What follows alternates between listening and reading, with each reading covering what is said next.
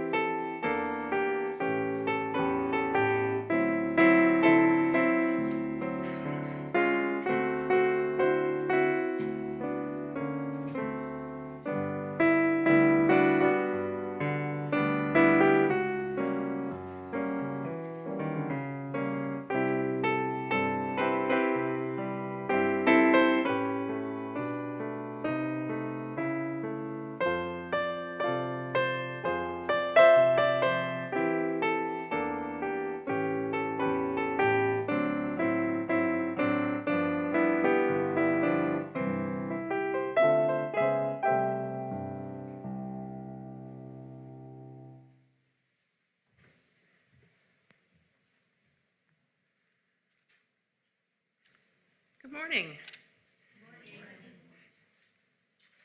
For our call to worship, these are the words of the Reverend Andrew C. Kennedy. We come to love a church, the traditions, the history, and especially the people associated with it. And through these people, young and old, known and unknown, we reach out both backward into history and forward into the future, to link together the generations in this imperfect but blessed community of memory and hope. I now invite Kim Teal to light our chalice.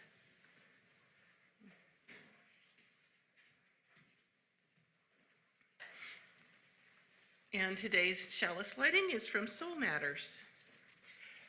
We light this chalice in honor of the memories that hold and heal us, for stories we tell of those whose heroism inspires our own, for the pictures of loved ones who have passed, in whose images we see our better selves, for the work of remembering that we stand on the shoulders of others who paved the path on which we walk and blessed us with advantages we didn't earn all on our own.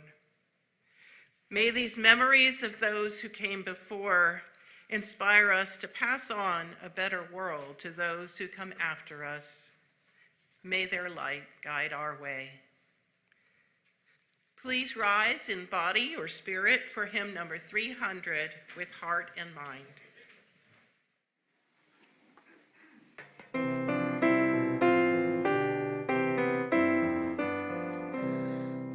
With heart and mind and voice and hand, may we this time and place transcend, to make our purpose understood.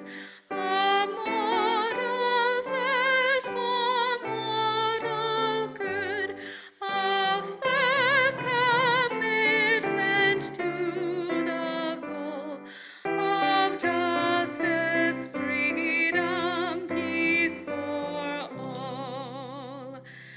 A mind that's free to seek the truth, a mind that's free in age and youth, to choose a path no threat impedes, wherever light of conscience leads.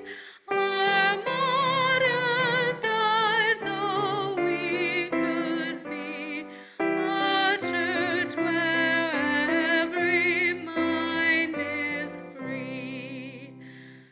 A heart that's kind, a heart whose search makes love the spirit of our church, where we can grow and each one's gift is sanctified and spirits live, where every door is open wide for all those who step inside.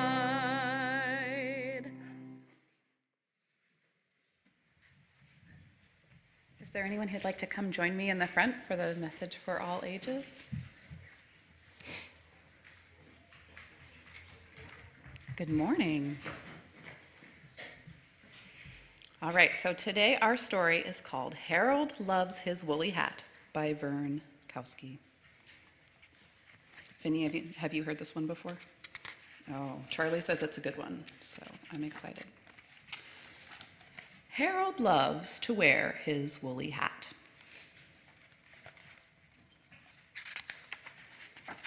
Even in the summertime. He wears it when he goes to school. He wears it when he goes to sleep. Harold even wears his woolly hat when he takes his monthly bath. When Harold wears his woolly hat, he knows he is a special bear, different from all the others. Then, one day, a crow swoops down and steals Harold's woolly hat. Now I look just like all the other bears, thinks Harold. How will anyone know that I am a very special bear? Harold has to win back his woolly hat. He gathers up some wriggly worms and says to the crow, "Let's trade." The crow swoops down and takes the worms and flies them to its nest. "Now, please give me back my woolly hat," shouts Harold. But the crow only replies, "Caw-caw, caw-caw." You see the hat up there in his nest? So Harold tries to make another trade. "Here are some tasty blueberries for you." The crow swoops down and takes the berries and flies them to his nest. "Now please give me back my woolly hat." Again, the crow just replies, "Caw-caw, caw-caw." "What a greedy little crow," growls Harold. "I'll never get my hat back." Then he remembers his secret collection of shiny things. "Here you go, mean old crow. I've got the perfect trade for you." The crow swoops down and takes the things and flies them to its nest. "Now you give me back my woolly hat." Once more, the crow only replies, "Caw-caw, caw-caw." There's just one thing left for Harold to do. He hides behind a rock and waits until the crow flies away.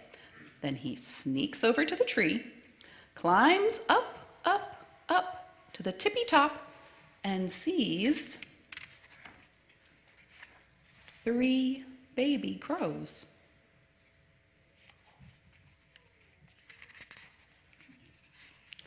Harold tucks the crows in tight, then quickly climbs down from the nest. "Even without my woolly hat," he whispers, "I am still a very special bear. A helpful bear named Harold." All right. Is there someone who would like to light the children's chalice today? Oh, you look so ready. Do you want to hold it or use a candle here?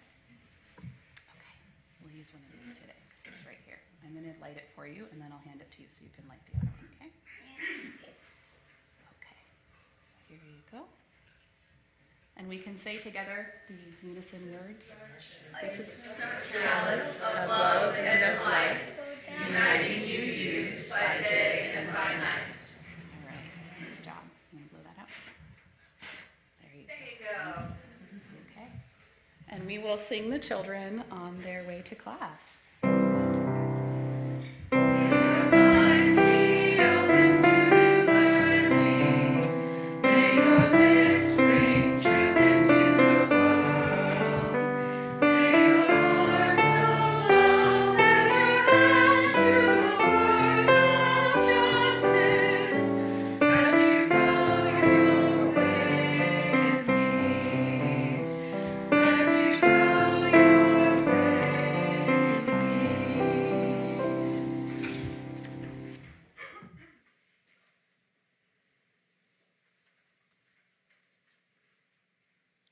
Now we enter a time of prayer or meditation according to your beliefs and needs. Let yourself breathe slowly and deeply. Close your eyes and soften your gaze, however you feel most peaceful and relaxed. These words were created by the Reverend Kathleen McTeague.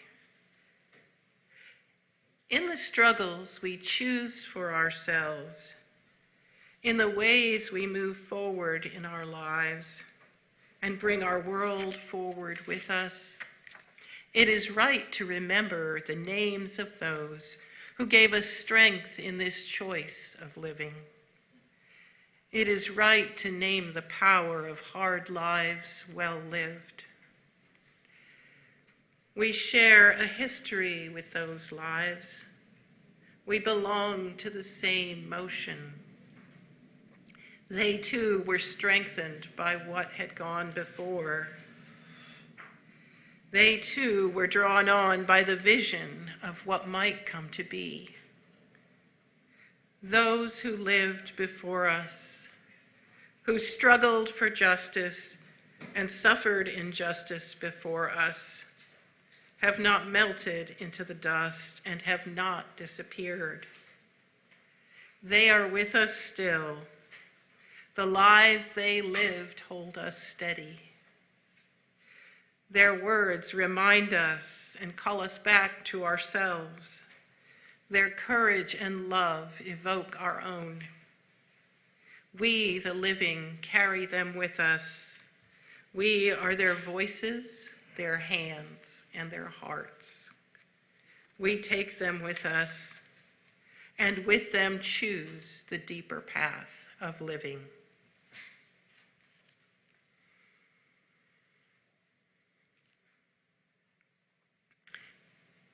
Remembrance Sunday is a DUUF tradition every January of remembering those who died in the past year, a time to say our goodbyes. Perhaps you share my perception of 2025 as a heart-wrenching year of violence, almost beyond words. Lives lost to war and war crimes, hate crimes, mass shootings, murders, and assassinations, as well as to hard-fought battles with mental and physical illness. I find comfort in the humanist sentiment of our opening hymn, telling us our purpose in life is a mortal search for mortal good. So death comes as a rest from whatever we have achieved with our lives, be they long or all too short. When our memorial list has passed, I will lead us in a litany of remembrance created by the Reverend Dr. Kendall Gibbons for the many ways we experience death, grief, and loss.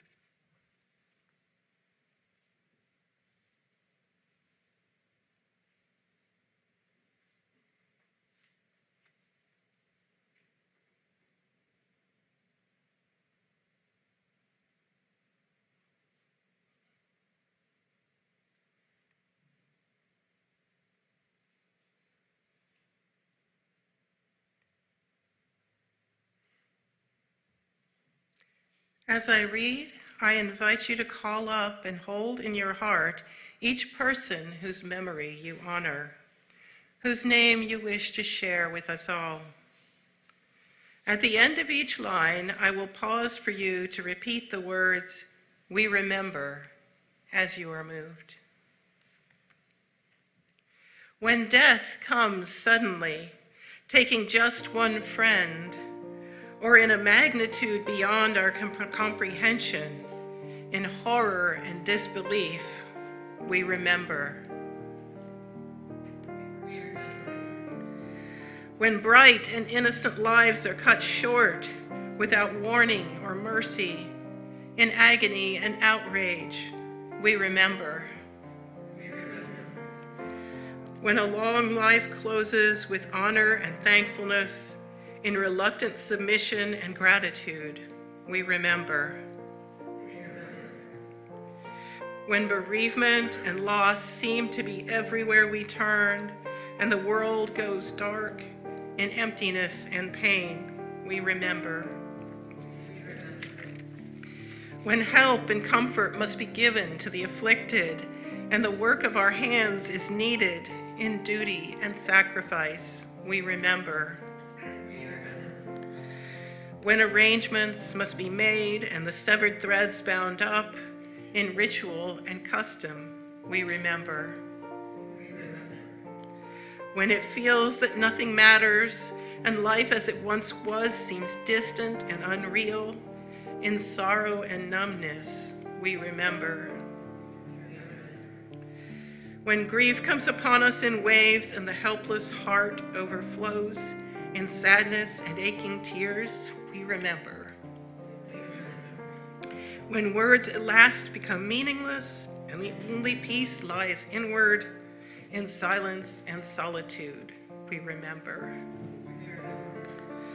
When communities come together and the hurt is shared in mutual comfort and consolation, we remember. When a strain of music, a familiar image, brings a gentle, wistful smile, in tenderness and in nostalgia, we remember. When the Spirit beckons us to life, our eyes to all that remains true and good, in dedication and trust, we remember. When the lessons of mutual help and understanding taught by tragedy live on in us to bless the world, in love and kinship, we remember. When we come to honor those we have lost by learning to cherish more dearly those around us, in generosity and gratitude, we remember. And we invite you now to speak aloud the names of those you wish to honor and remember, or enter them in the chat and we will read them aloud.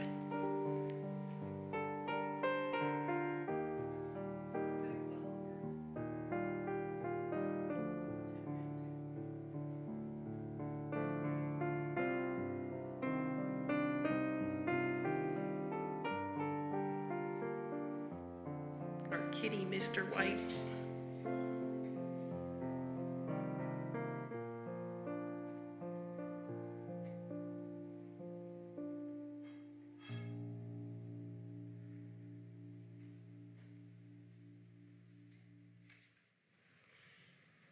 Here at DUUF, we maintain a tradition of physically taking up an offering, even though many people choose to give individually online.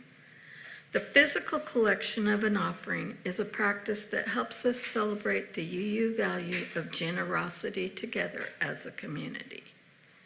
And on Remembrance Sunday in particular, it is fitting that we reflect on all that we do for each other in our lives to build the common good. Each week, we pass 2 baskets, one for this faith community and one for the larger community. The second offering this month is the Denton County Homeless Barriers Fund. It's the resource to assist households in overcoming obstacles to gaining or maintaining housing. The fund distributes assistance through over a dozen local partner agencies, and requests can cover the cost of obtaining identification documents, relocation expenses, security deposits, job-related expenses like tools or uniforms, and basic furniture or household items. These are items that are not normally covered by other funding sources. Please see the chat or the order of service for other ways to give. The offering is now gratefully received.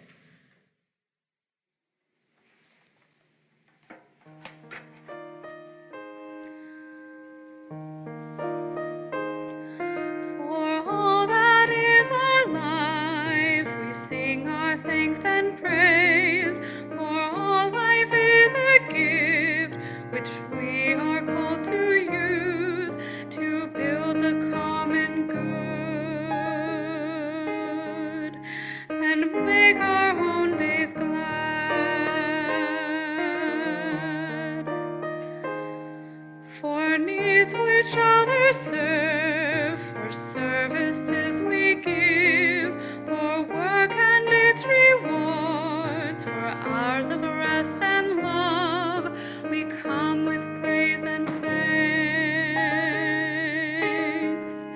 For all that is our life,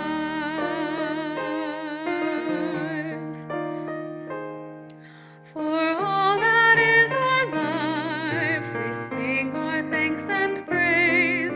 For all life is a gift which we are meant to use to build the common good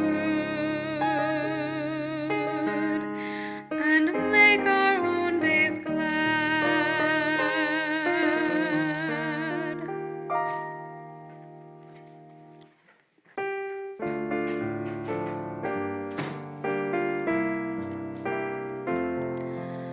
From you I receive, to you I give.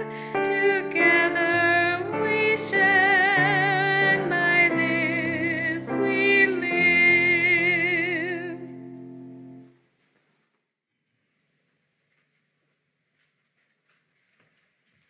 Hello, everybody.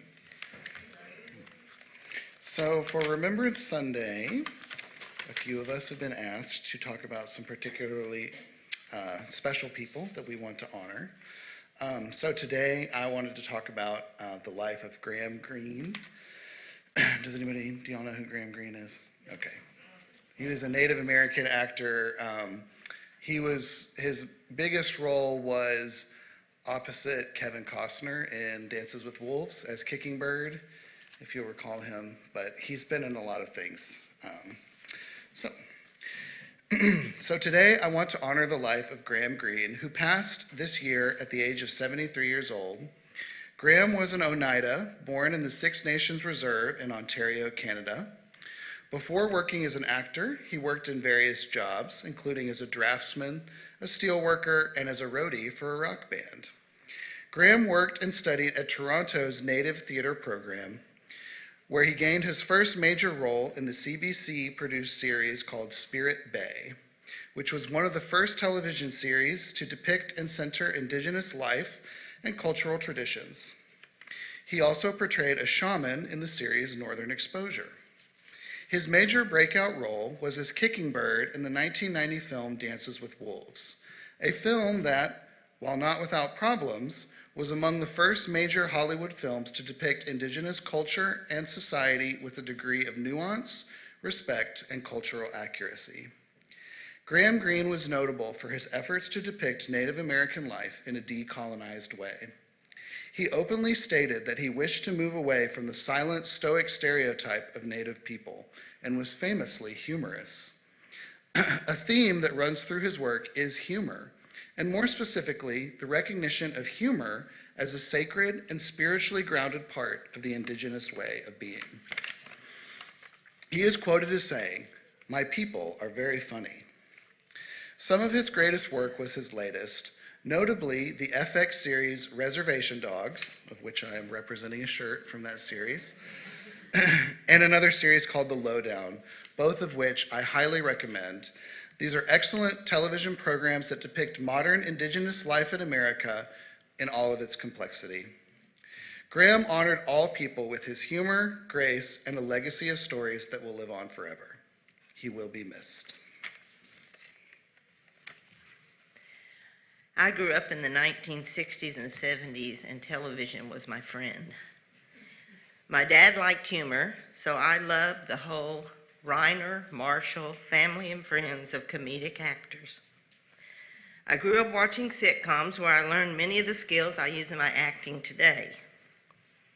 When I was flying, I read each weekly edition of the Flight Attendant Trade Manual, known as People Magazine. I followed Rob Reiner on social media for years, so I wanted to share with you what I know and what I've learned about this amazing man. Filmmaker and actor Robert Reiner was born March 6, 1947 to Carl and Estelle Reiner. He died December 14, 2025, from injuries sustained in a stabbing. He was 78. Like Dick Van Dyke's Rob Petrie, Rob Reiner grew up in New Rochelle, New York. He lived in the Bronx as a child, and when he was 7, he moved to California, where he graduated from Beverly Hills High School and the University of California at Los Angeles. He met his first wife, Penny Marshall of Laverne and Shirley fame, at an audition for All in the Family, and they married in 1971. Penny had a daughter, Tracy, from an earlier marriage whom Rob adopted. In 1978, he and Penny went through a no-stress, pleasant divorce and remained friends all their lives. He met his second wife, Michelle Singer, on the set of When Harry Met Sally, and they were married for 36 years. They had 3 children together, Jake, Nick, and Romy. As the son of the legendary filmmaker, screenwriter, actor, and comedian Carl Reiner, Rob grew up going with his dad to the set of The Dick Van Dyke Show. As a teenager, he was given a non-speaking role in Wagon Train, and when he was 20, his dad gave him a role in 1967's Enter Laughing. He had small parts in The Gomer Pyle Show, The Andy Griffith Show, That Girl, The Beverly Hillbillies, and Batman. In 1968, he got his start as a screenwriter working on the Smothers Brothers comedy show alongside Steve Martin. In 1970, at the age of 23, he was cast in the role of Michael Meathead Stivic on Norman Lear's All in the Family. He had 8 successful seasons on the show and earned 2 Emmy Awards for his work. Now, mind you, this was in a time before DVRs and TiVos and streaming apps, so every Monday night, 40 to 45 million people would have a shared experience of tuning in together. After All in the Family, he continued to act, making appearances on such shows as The Odd Couple and The Rockford Files, and in movies like The Jerk and Throw Mama from the Train, but increasingly he focused on filmmaking. In his 30s and 40s, he evolved into one of the most successful filmmakers of his generation. This Is Spinal Tap was his directorial debut in 1984. It was shot without a script, mostly improvised, and considered a breakthrough in early mockumentaries. This last September, the sequel, Spinal Tap 2, The End Continues, was released, and it was his final film, thus kind of bookmarking his career. Reiner never left acting behind. Even as he maintained a busy schedule as a filmmaker and an activist, he continued to appear in such movies as Postcards from the Edge, Mixed Nuts, Ed TV, and The Wolf of Wall Street. He also appeared as himself on several episodes of It's Gary Shandling's Show, and had recurring roles on New Girl and The Bear. He was even parodied by South Park. Other Rob Reiner films include The American President, Ghosts of Mississippi, Stand By Me, A Few Good Men, Misery, The Bucket List, and the near cult classic The Princess Bride. Through it all, he was a champion of civil rights, a tireless activist on the behalf of the Democratic Party, and pursued issues that mattered to him most. He used his position to speak out about global warming, climate change, and land conservation. He was a key figure in the 1990s campaign to preserve 3,000 acres of Southern California wildlands from commercial development.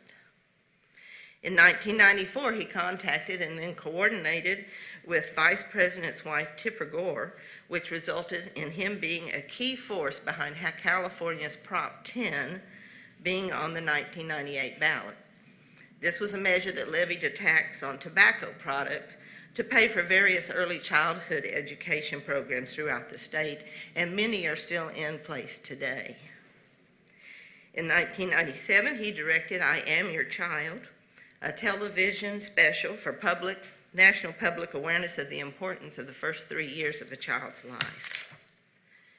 He was one of the founding board members of American Foundation for Equal Rights, the organization that in 2013 helped fund the court challenges that led to California's Prop 8 being overturned and eventually led to marriage equality for the entire country.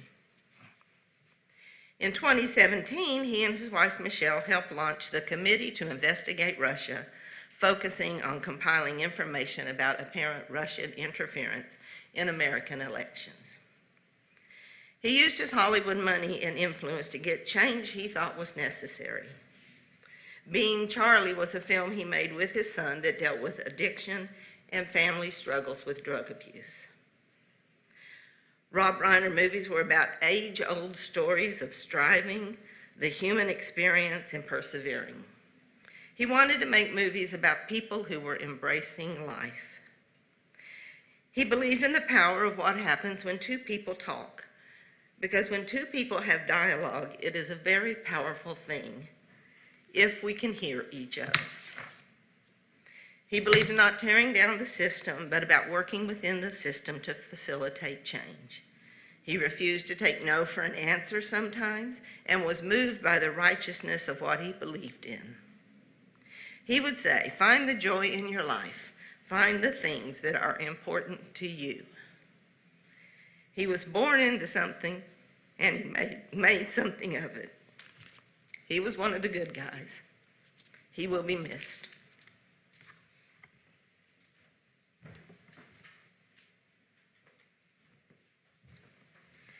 And now, please rise in body or spirit for our closing hymn, number 1064, Blue Boat Home.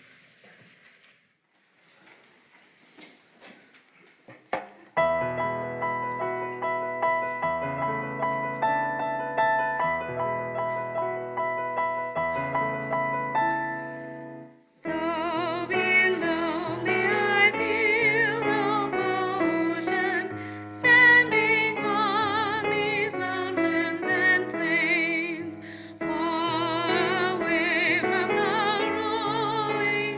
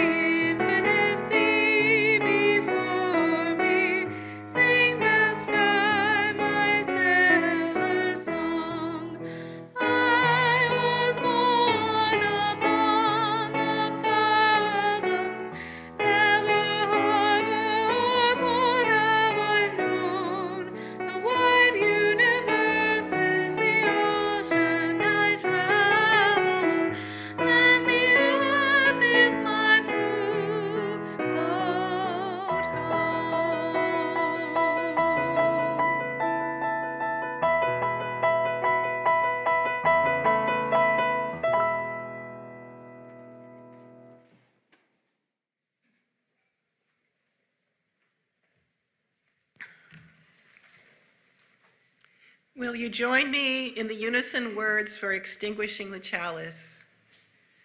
We extinguish this flame, but not the light of truth, the warmth of community, or the fire of commitment.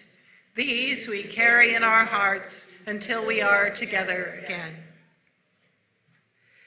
In the words of Reverend Leslie Takahashi, all that we have ever loved and all that we have ever been stands on the edge of all that we aspire to create.